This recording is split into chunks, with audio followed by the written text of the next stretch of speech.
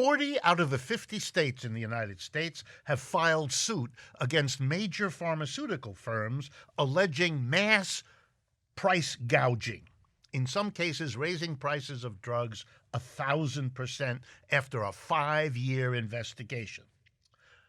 Leading that charge, Connecticut Attorney General William Tong referred to a, quote, multi-billion-dollar fraud on the American people. 20 firms have been named and over 100 drugs. I find this astonishing, but more astonishing than this kind of fraud is the fact that no systemic solution is being proposed. What are we going to do, slap them on the hands? That's what we've done in the past, and clearly it made no difference. Something much more fundamental has to be changed.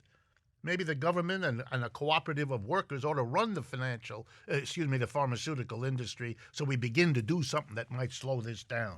To give you an idea of what's upsetting people who have to live with this outrageous profiteering, I did some work and I got the average out-of-pocket cost for insulin, something needed by diabetics, which is a global disease. In Italy, the out-of-pocket monthly cost for an Italian to get insulin is $19.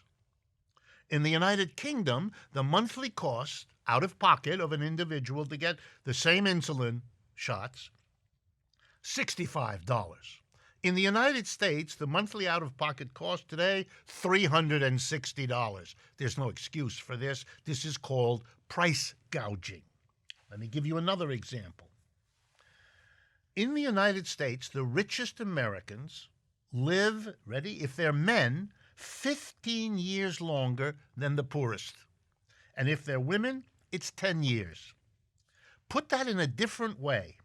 The average difference between rich and poor in the United States, who can afford medical care and who can't, is wider, that gap between rich and poor in America is wider than the gap between the average American and the average length of life of a Yemeni or Ethiopian citizen. Think about it.